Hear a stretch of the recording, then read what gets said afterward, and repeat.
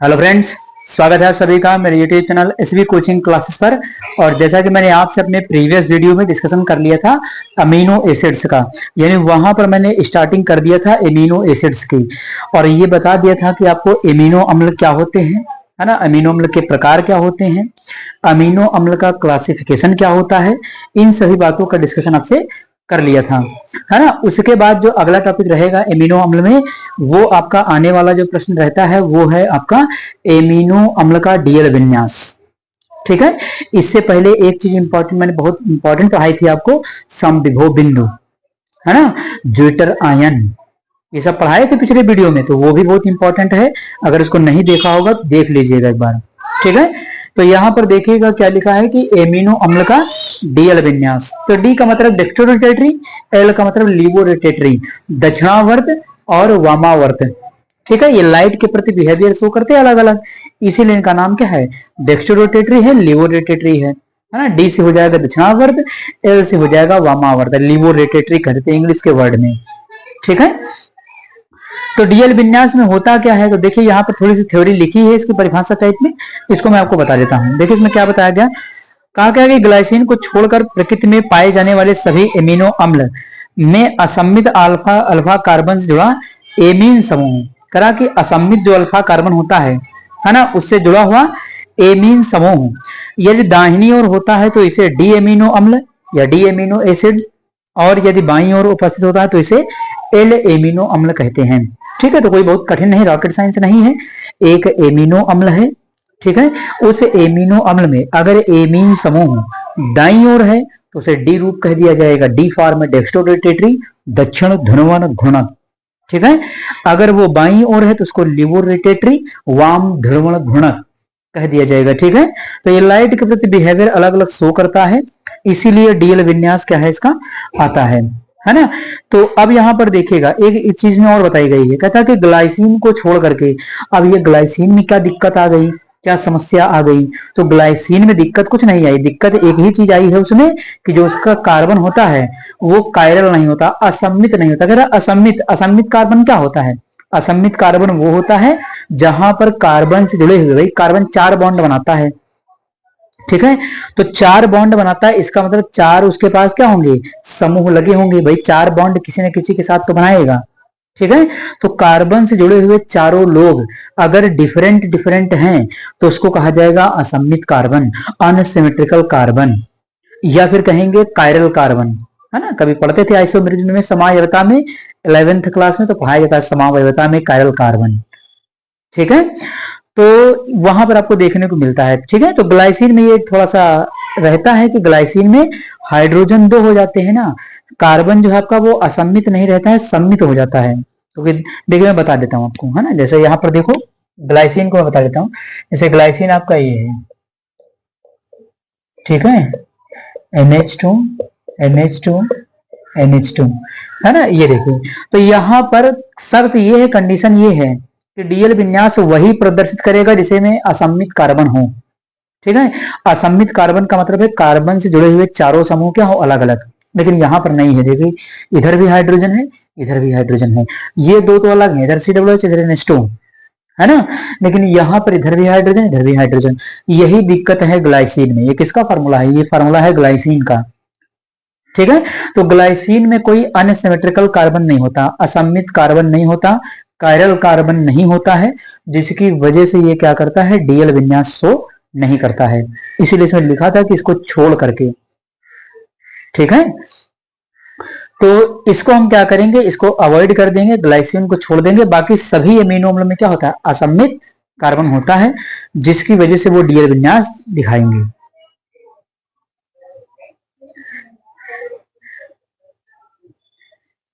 ठीक है, तो चलिए कर देते हैं इसको फिर, तो इसको हटा देते हैं। अब यहां पर देखिए डिफरेंस करने के लिए हमने यहां पर क्या लगा दिया, एल्किल समूह लगा दिया, ये जनरल एमिनो अम्ल है। ठीक है, कॉमन है एमिनो अम्ल का फार्मूला। ठीक,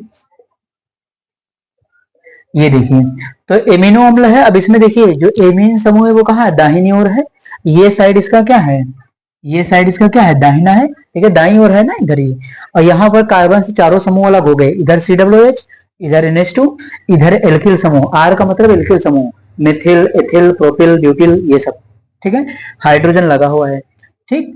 तो अब यहां पर क्या हो गया है, चारों समूह अलग अलग, तो इसको कहेंगे असममित कार्बन, ठीक है। और इसी असममित कार्बन में आपको क्या देखने को मिलेगा, डीएल विन्यास, ठीक है। तो यहां पर देखिए NH2 कहां है, दाईं ओर, यही परिभाषा में कह रहा था कि लगा हुआ एमीन समूह, असममित कार्बन से लगा हुआ एमीन समूह अगर दाईं ओर होता है तो उसको क्या कहते हैं, डी फॉर्म या डी रूप, ठीक है। तो ये क्या है, डी फॉर्म है या डी रूप है, या हिंदी में लिखना चाहे तो दक्षिणावर्ती रूप, ठीक है, डेक्स्ट्रोरोटेटरी, ठीक।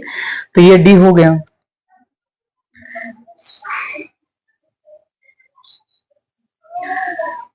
उसके बाद इसका एल रूप बना देते तो मिरर इमेज बन जाएगा इसी का, ठीक है, देखिएगा ध्यान से, ठीक। अब NH2 कहां है, इस बार आपको NH2 इधर मिल जाएगा, ये C, ये COOH, ये H और ये R।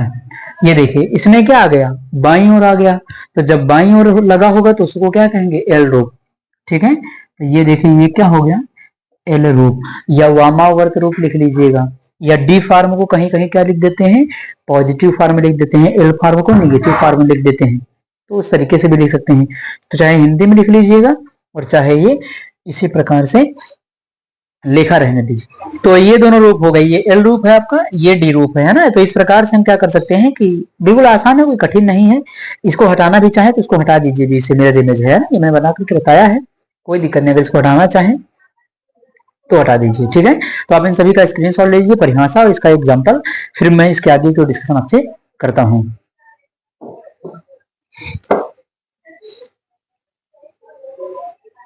तो चलिए अब डिस्कशन कर लेते हैं कि आपके जो functions of uses of amino acids है ना, यानी एमिनो एसिड्स के क्या उपयोग हैं। देखिएगा लिखा हुआ उपयोग नंबर फर्स्ट है प्रोटीन निर्माण में। मैंने आपको बताया था कि एमिनो अम्ल मिलकर के क्या करते हैं, प्रोटीन का फॉर्मेशन करते हैं, ठीक है। उसके बाद वृद्धि व विकास के लिए आवश्यक है, यानी शरीर की वृद्धि और विकास के लिए मैंने पढ़ाया था आपको दो प्रकार के आवश्यक अनावश्यक एमिनो अम्ल होते हैं, तो वो इसमें सहायता करते हैं, ठीक है। थर्ड आपका लिखा हार्मोन के निर्माण में, यानी विभिन्न प्रकार के हार्मोन के फॉर्मेशन में भी क्या करते हैं, एमिनो एसिड मदद करते हैं, है ना। उसके बाद क्या है कि विषैले पदार्थों के निष्कासन में, यानी शरीर से हानिकारक पदार्थों को बाहर निकालने में अमीनो एसिड्स क्या करते हैं, सहायता करते हैं, हेल्प करते हैं, है ना। तो इस प्रकार से ये हो जाता है आपका एमिनो अम्ल कंप्लीट, है ना। एमिनो अम्ल में जितनी बातें थी उतनी बातें मैंने आपको सारी करवा दिया है यहाँ पर। तो आप इसका स्क्रीनशॉट ले लीजिए, फिर इसके आगे के डिस्कशन में आपसे प्रोटीन के विषय में अगला टॉपिक जो है उसको चालू करता हूं।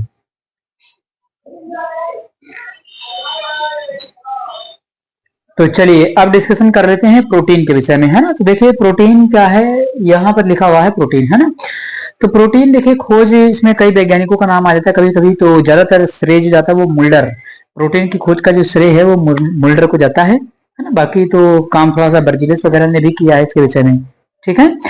तो प्रोटीन देखिए क्या होता है, लिखा हुआ है इसमें, देखिए लिखा है कि उच्च अणुभार वाले नाइट्रोजन युक्त जटिल कार्बनिक यौगिक जो जंतु एवं पादप कोशिकाओं के जीव द्रव्य में पाए जाते हैं, यानी ये बहुत उच्च अणुभार वाले, उच्च अणुभार का मतलब ये क्या है, ये सब बहुलक है, प्रोटीन प्रोटीन वगैरह सब क्या बहुलक है, बहुत सारी इकाइयां अमीनो अम्ल मिलकर बनता है, तो आपको पता ही, मैंने बता ही दिया है। तो बहुत सारे अमीनो अम्ल जब आपस में कंबाइंड होते हैं तो प्रोटीन का फॉर्मेशन होता है, ठीक है। तो लिखा हुआ है जंतु एवं पादप कोशिकाओं के कहां पर पाए जाते हैं, जीव द्रव्य के अंदर, प्रोटोप्लाज्म कहते हैं इंग्लिश में इसको, तो जीव द्रव्य के अंदर ये पाए जाते हैं, ठीक है। ये carbon hydrogen oxygen nitrogen phosphorus sulphur compass, sulphur में compass, carbon hydrogen oxygen nitrogen phosphorus sulphur, तो कॉम्पस ट्रिक से याद रखते हैं, इतने सारे एलिमेंट से मिलकर के बने होते हैं, ठीक है, से मिलकर बने होते हैं। इसमें कुछ मात्रा में आयरन उपस्थित होता है, यानी प्रोटीन के अंदर कुछ मात्रा में क्या होता है कि आयरन उपस्थित होता है, लोहा, ठीक है। आयरन भी क्या बहुत महत्वपूर्ण एलिमेंट है हमारे शरीर का, है ना, ब्लड में मेनली आयरन ही होता है, ठीक। उसके बाद देखिएगा जैसे यहाँ पे मैंने बता दिया कि ये एमिनो अम्ल से मिलकर के बनते हैं, तो जब कई सारे एमिनो अम्ल आपस में जुड़ते हैं, है ना, जैसे यहाँ पर एक छोटा सा समझ में आपसे, जैसे ये एमिनो अम्ल इकाइयां हैं आपस में जब कंबाइंड होती है ना, ठीक है, ये देखिए, तो इस तरीके से क्या है प्रोटीन की कुछ संरचनाएं बनती हैं, है ना। इस यूनिट को हम क्या कह देते हैं, ये जो यहाँ लिखा है इसको हम कह देते हैं, है ना, एमिनो अम्ल, यानी इनको क्या कह देते हैं, एमिनो अम्ल। ठीक है, ये छोटे छोटे खंड जो दिखाए गए हैं, डॉट जो दिखाए गए हैं गोले, ये क्या है, एमिनो अम्ल है। और बीच में जो जुड़ा हुआ है ये आपका, इसको क्या कहते हैं, इसको कहते हैं पेप्टाइड बंध, है ना, पेप्टाइड। ठीक है, पेप्टाइड बंध, यानी एक एमिनो अम्ल दूसरे एमिनो अम्ल के साथ जिस बंध के द्वारा जुड़ा होता है उसको कहते हैं पेप्टाइड बंध। ठीक है, तो यहाँ पर क्या है, इन सभी के बीच में पेप्टाइड बंध है ना। संरचना बनाने की आवश्यकता नहीं, अभी आगे सब बनवाएंगे, है ना। वैसे तो ये रेखी संरचना होगी, जब संरचनाओं की बात करेंगे तो इसका डिस्कशन वहां करेंगे। ठीक है, लेकिन एक जनरल बात बता दिया कि जब अमीनो अम्ल आपस में कंबाइंड होते हैं, जुड़ते हैं, देखिए जुड़े हुए हैं सारे, तो एमिनो अम्ल अब वो किसी तरीके से हो सकते हैं, ये लीनियर फॉर्म में है ना, कहीं जटिल संरचना आ जाएगी, गोलाकार हो जाएंगे, रेशेदार अलग अलग टाइप हो जाएंगे प्रोटीन के। ठीक है, तो इस प्रकार से ये क्या होता है, आपका प्रोटीन के विषय में एक सामान्य सी जानकारी हो जाती है ना। आप इसका स्क्रीनशॉट ले लीजिए, फिर इसके आगे को डिस्कशन मैं आपसे करता हूं।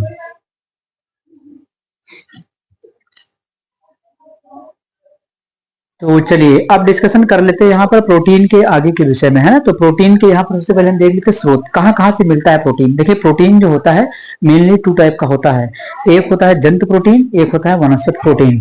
तो जंतुओं से प्रोटीन जिस रूप में प्राप्त होता है उसे हम कहते हैं जंतु प्रोटीन, और पेड़ पौधों से, दालों से, सब्जियों से या किसी अन्य खाद्य पदार्थ से जो वनस्पति से मिल रहा है उससे जो प्रोटीन मिलेगा उसको कहा जाएगा वनस्पति प्रोटीन। ठीक है, तो पेड़ पौधों से, दालों से मिलने वाला जो प्रोटीन है आपका वो वनस्पति प्रोटीन आ जाएगा। ठीक है, तो देखिए लिखा हुआ है कि दूध, दही, अंडा, मांस, मछली जंतु प्रोटीन के स्रोत हैं। ठीक है, तो दूध, दही, अंडा, मांस, मछली ये सब कहां से प्राप्त होते हैं, जानवरों से। मांस जानवरों से, दूध गाय से, भैंस से, है ना, इन सभी से प्राप्त होता है। दही वगैरह बनाते दूध से, तो ये सब कहां से प्राप्त हो रहे हैं, जंतुओं से प्राप्त हो रहे हैं। ठीक है, तो इसीलिए ये क्या है, जंतु स्रोत हैं, जंतु प्रोटीन के स्रोत हैं। ठीक है, और एक चीज ध्यान रखिएगा, जो जंतु प्रोटीन होती है वो सॉलिड होती है, ठोस।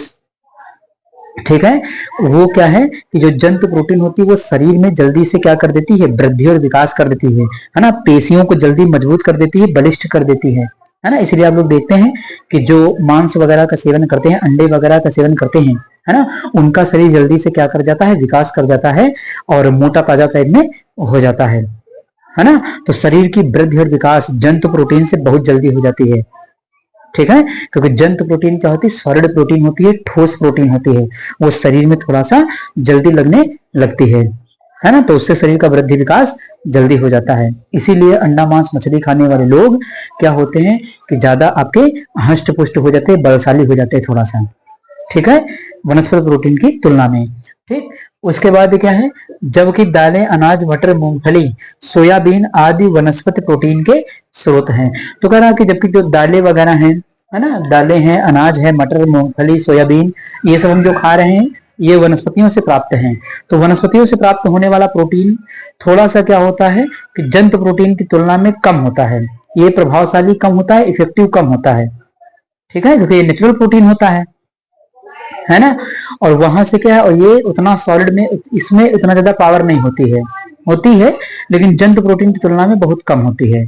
ठीक है, तो ये 2 स्रोत हो गए, जानवरों से प्राप्त होने वाला प्रोटीन जंतु प्रोटीन, वनस्पतियों से प्राप्त होने वाला प्रोटीन वनस्पति प्रोटीन। ठीक है, उसके बाद देखिएगा आगे क्या लिखा है, लिखा प्रोटीन का महत्व, इंपॉर्टेंस ऑफ प्रोटीन। ठीक है, इसमें देखिए क्या बताया गया, यह शरीर की वृद्धि और क्षतिग्रस्त कोशिकाओं के सुधार के लिए अत्यंत आवश्यक है।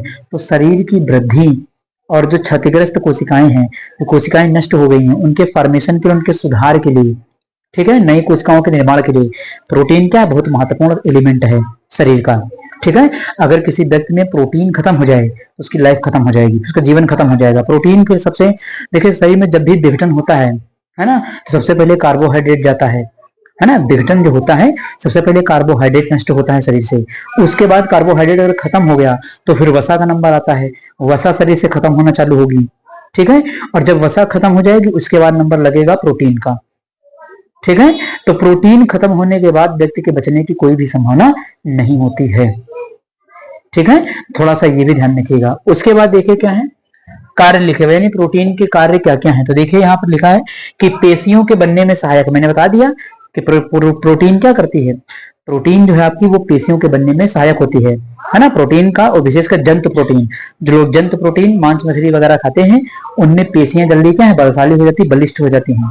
ठीक है, उसके बाद एंजाइम व हार्मोन का संश्लेषण करती हैं, तो एंजाइम और हार्मोन का संश्लेषण करने का भी कार्य करती हैं। ठीक है, उसके बाद रक्त तथा अन्य शरीर के द्रवों के पीएच पर नियंत्रण करती हैं, यानी रक्त है इसे ब्लड, ब्लड का भी एक पीएच मान निश्चित होता है, पसीना निकलता है, लार निकलती है, तो इन सभी का क्या है एक अलग अलग पीएच मान होता है, सभी एक निश्चित पीएच मान पर कार्य करते हैं, है कि नहीं। तो उस पीएच मान के बैलेंस को बनाए रखने का काम कौन करती है, प्रोटीन। ठीक है, तो प्रोटीन की वजह से इन सभी पदार्थों का पीएच मान क्या रहता है, बना रहता है, संतुलित रहता है, बैलेंस रहता है।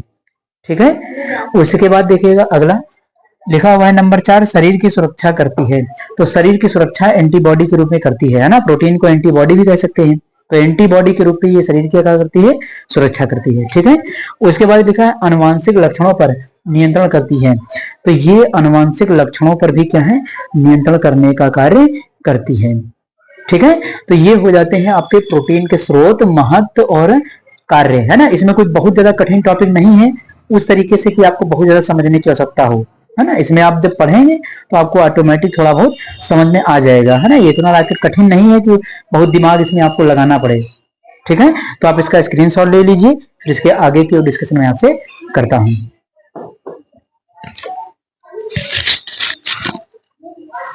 तो चलिए डिस्कशन कर लेते हैं प्रोटीन के टेस्ट, है ना, प्रोटीन के परीक्षण। देखिए खाद्य पदार्थों में प्रोटीन के परीक्षण के लिए बहुत सारे टेस्ट होते हैं अलग अलग, रिएक्शन इनमें लिखना नहीं होता है, बस केवल ध्यान रखना होता है किसका परीक्षण कैसे किया जाएगा। ठीक है, तो फर्स्ट नंबर है बाईयूरेट परीक्षण। तो बाईयूरेट में क्या है, प्रोटीन के क्षारीय विलयन में तनु कॉपर सल्फेट विलयन मिलाने पर लाल या बैंगनी रंग प्राप्त होता है।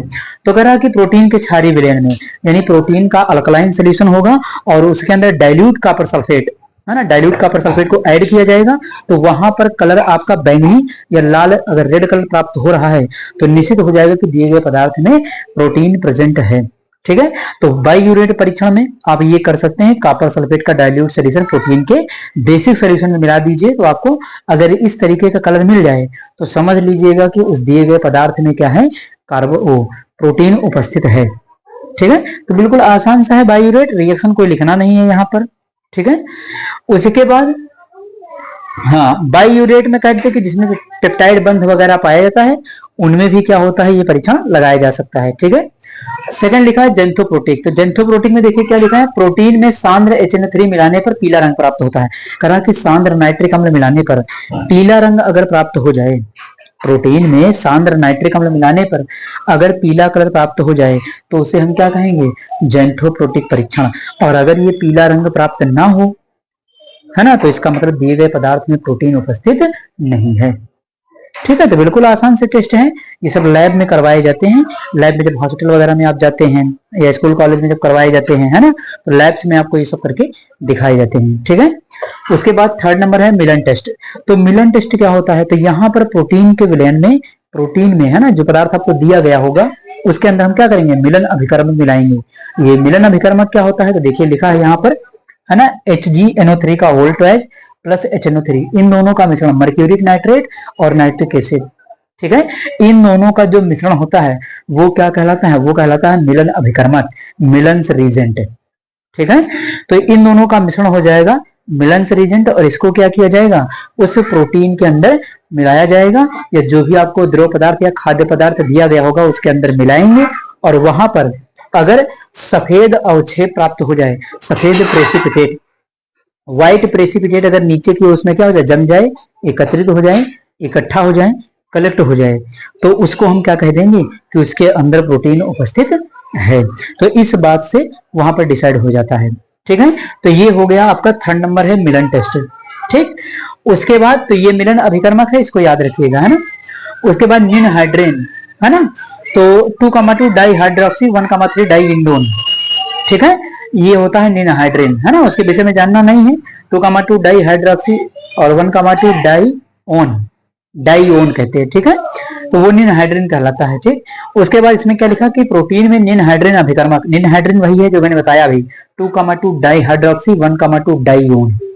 ठीक है, तो वो निनहाइड्रेन अभिकर्मक कहलाता है। सनातन आने की कोई आवश्यकता नहीं है उसकी।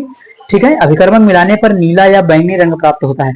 तो अगर नीला या बैंगनी रंग प्राप्त हो रहा है तो दिए गए पदार्थ में क्या है, प्रोटीन उपस्थित है। अगर ये सारे काम नहीं हो रहे हैं तो वहां पर दिए गए पदार्थ में प्रोटीन उपस्थित नहीं है।